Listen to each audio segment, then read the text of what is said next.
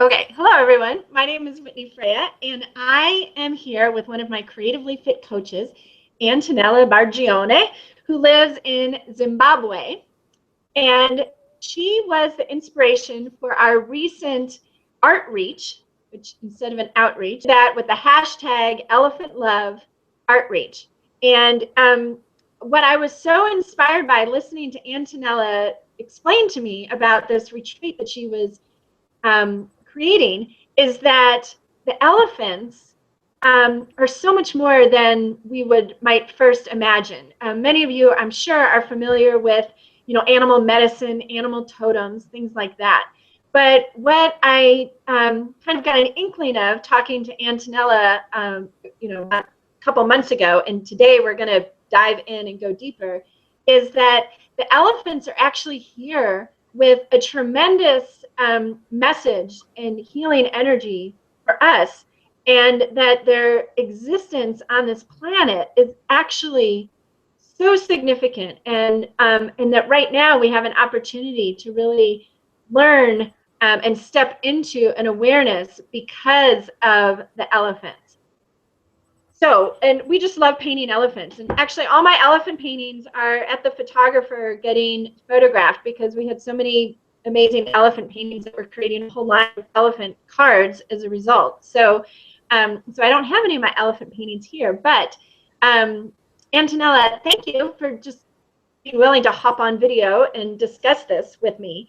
And so share first, you had mentioned that your first visit to this elephant sanctuary was with the intention of helping the elephants, you and the woman that you do this with, you have to mention her name, going to help heal the elephants. And it ended up becoming a little bit of a different journey. So, so thank you for being here, and just bring us into that first visit.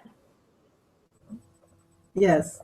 First of all, thank you for inviting me, and it's just a pleasure to be talking with you and all of our colleagues and friends. Yes. So we started with our pilot project 3 years ago, and it was this pilot project was born from a dream of my friend Marietta van der Werf, and we did lots of training together, and she felt that in this national park in Zimbabwe, which is called Ganesha, the elephants were so traumatized from poaching, from years of wars, from many different things, that they needed healing. So we organized a group of practitioners. We were all in complementary healing. We decided to go there and connect to the elephant and work them in consciousness. We didn't have to touch them, but we could connect. So animal communication and other different modalities. And we did. And the elephant communicated with us. So they gave us lots of information. Some of us had stories of poaching, some of landmine, and losing members of the family. And what we need to really understand here is that elephants are the animals who are really close to human beings. In terms of, we can do lots of parallels. I mean, family dynamics, the way that they live so long so that they've got a long memory, the way they rear their children. I mean, there's so many common traits with us humans. And when I really looked at it, they mirrored us, what human beings do to human beings. So, for example, in the 90s, there was a practice of culling where they decided there were too many elephants on the land, and like in 10 minutes, they were darting them from the helicopters and they were shooting on the ground because they were thinking that the herd was just a small, how can you say, just a small entity, so without any connection with the outside world. And then they found out that they were not true. So it was like feeling like Holocaust and things like really heavy, and it really showed me what humans have done to humans. But in the end, the totally uplifting message that the elephant gave us 3 years ago was actually it's not us who need healing, it's you, humans. Say, okay, thank you very much. Let's see what we're gonna do. And then we went, anyway, the project stopped, and this year finally came back again. So through a company which is called Transformational Tours in Australia, we've been able to put a group of women, and this trip has been called the March of the Matriarchs. We started to work with the White Lion in Zimbabwe in South Africa, and there is another, there's another long story which goes with them, but we don't go there now, we stay with the elephant.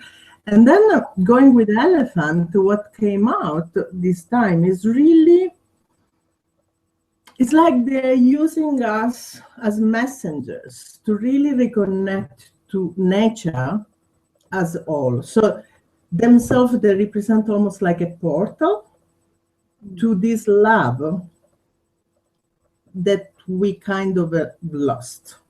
Right. So starting with self-love, using compassion as a way to really reconnect. And this is what I just read it 2 days ago. The longest journey is the 16-inch long journey from the mind to the heart. Right. So what the elephants really are teaching us at the moment is just be there, just be in your heart again. Go back when you were a child. It's been proved that all children up to age 6, one of the animals they like the most is the elephant. Right. And because evidently it must give this total awe, just this sense of awe to nature. It's big. They are the most silent being on the planet. You can be in a bush and 2 meters away there is an elephant and you haven't seen it and you haven't heard it. It's just amazing. So they're there, at the same time they feel like invisible while they're there. And they're so powerful, and at the same time so caring. Right. And there is really so much to them. There is when you look at the herd, they lead by example. They are very really caring with the child rearing. It's a teamwork. Many things are teamwork. Yes. And in a society like ours, where the individuality has reached really, the peaks are too high. It's just telling us to go back, just start to do things in group. The more the group thrive, the better it is for each of us, the individual. Wow. And this is what you're also trying to do it with the Creatively Fit coaches, with our group, which is beautiful. Yeah, and, we're like a big herd of elephants, right? Yeah. I love it. Yes. I love it. Yes. All the matriarchs. Right. Okay. So let me just say there, and I'll try and find it to post here as well. But I remember a while ago, a year or 2 ago, watching a video where they did an experiment with a couple elephants around.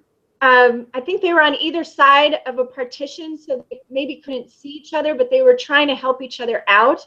And somehow the end of the study was that elephants have a sense of spirituality, or a sense of, I think they were connecting it to the elephants, taking care of each other, or thinking outside of themselves, right? So there was that. And then there's the story about the man who had the elephant sanctuary, and he helped to heal a real, very traumatized herd of elephants, to the extent that the matriarch of the herd did not trust him. And he spent, I think, years living out in the bush with the elephants to gain their trust. And years later, after they had those elephants had been released back into the wild or someplace, he died. The same herd of elephants traveled hundreds of miles and circled around his house. And I don't remember if they had to have started traveling before he even died or something, but there was, an incredible story about that. So this awareness that the elephants have and this way of communicating that isn't audible to our ears or understandable in the logical sense, that they communicate on this very intuitive level, which of course I believe and have read extensively, and I'm sure you do too, that as humans, we're also learning how to communicate more intuitively, how to receive information intuitively, which is one of our greatest and most exciting benefits of our getting creatively fit, because it's the right hemisphere that does not buy into the logic, right? So it can defy logic, and it's where you have those strokes of insight and those brilliant aha moments. And when we're able to receive the inspiration or the information we need that wasn't based on research, it was just based on this knowing. So elephants have that, and I love what you're saying about how they're mirroring for us. So it's like they're mirroring for us a potential that we have to communicate and really connect on a heart level in a way that we haven't done recently, kind of in this modern age, but are being given an opportunity to do so now, right? Even more than ever. So, but also, go ahead. In this, talking about mirroring, another of the qualities that they have is to keep the magnetic field of the earth with their traveling, with their migrations, and it's like the elephants and the whale and dolphins, who are their counterpart on water. They're doing the same work to keep the earth together, which is something that we can also have to do at the moment, specifically in this moment where earth needs, it's not earth that needs so much, but again, we need to change to really bring this new energy to shift. Right, because you had mentioned that the elephants used to migrate from South Africa all the way to North Africa and back. And of course, for however many decades now, they haven't had the free range to be able to travel that far. So as a result of them not being able to kind of, I keep forgetting this word and then it comes to me, but to kind of activate that flow of energy, right? Just like in our bodies, we have our chakras, we know this, and we can feel when we're blocked and how it manifests in our life, right? So it's like the elephants were helping to keep the chakras of the earth open and flowing, but because they have not been able to migrate from north to south, hopefully the elephants and the dolphins are working overtime, right? But I find that so fascinating. Totally fascinating, because also they are the carrier of wisdom, because again, the memory, they live long life and they've got a long memory. So it's a way also to communicate. It goes also with the African oral tradition in a way, because it's all done through sounds, and they've got so many infrasounds, which goes with what we can use as going back to our intuitive way of communicating. Right. And that's totally fascinating. So what you just mentioned about memory and wisdom, I was listening to a Terence McKenna podcast yesterday. I've been posting it all over, and I'd listened to it before. It's called Opening the Doors of Creativity. And he's talking about the artist as shaman, and about the role of the intuitive, basically, the intuitive mind as a portal to what he calls the transcendental other. And so it's the role of the artist and the shaman and the intuitive to travel and communicate with that transcendental other, which is kind of the opposite of the logical scientific mind, and communicate back what's coming next. And he said one of the results of the patriarchal system which, I believe everything's working out perfectly. So we love men and it's all good. But what we got to experience as a result of the patriarchal system was like a memory loss. They said the patriarchal system kind of wiped the slate clean from our more ancient history. So as human beings, we spent much more time intimately connected to the earth and the energy of this, flow, the chakras of the earth, that we lived much longer in harmony with the cycles of the seasons. And we lived in villages and tribes. And the modern society has kind of wiped that clean, like remembering that somehow threatens the current system. And so I think what's happening right now, and you just think of like all the tribal, kind of influences out there, is we're remembering that we have had thousands, tens of thousands of years in matriarchal cultures where Mother Earth was the divine and women were seen as closer to the divine because we create life. We're able to give birth to life. And so it's like the elephants are reminding, they've held that energy, right? And they're reminding us, remember, this is your way too, right? Yes. That all just kind of Yes. flowed out of me. So I think that's all truth. And another message very strong, which came in the first part of the trip, and that was from the lions, actually, the white lions of Timbuktu. It's that really we have to let go of this patriarchal system. And that means to really let go of the past. And that must be really a choice. There is no negotiation. It needs to be done. We really have to cut with the past again to bring this energy to a new, different level of energy, to bring ourselves, because otherwise there is no time in a way. Right. And so in that sense, going back to the elephant, they show us all the time how to do it matriarchal, as a matriarchy. And also it's about going back to this ritual, all these rituals that we as women, we have always done and taken care of, and we have forgotten. So let's start our own rituals again. Yes. Following the cycles. And that's very important. We can do it with painting, of course.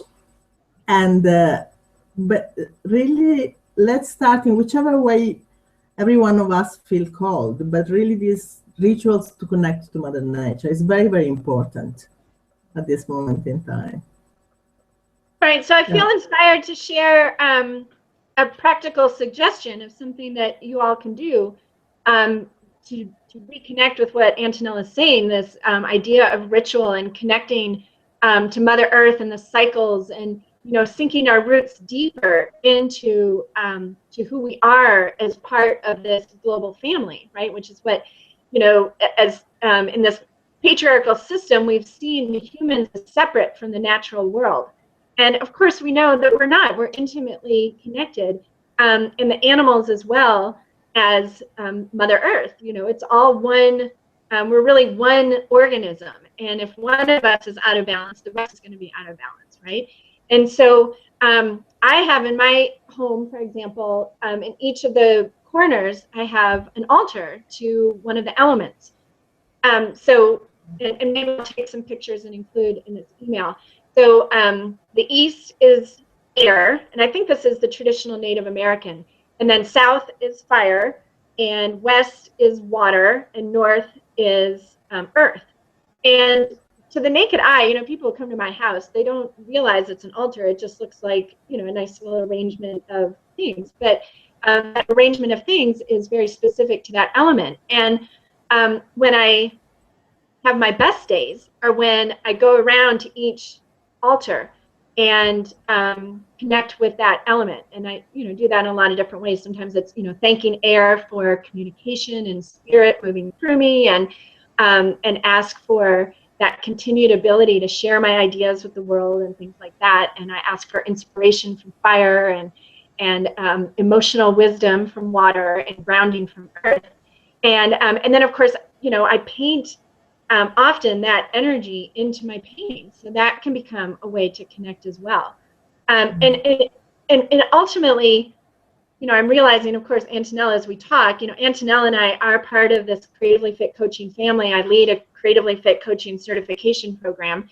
And we are so passionate about guiding you to this harmonious balance within you, because it has to start with us, right? Be the change.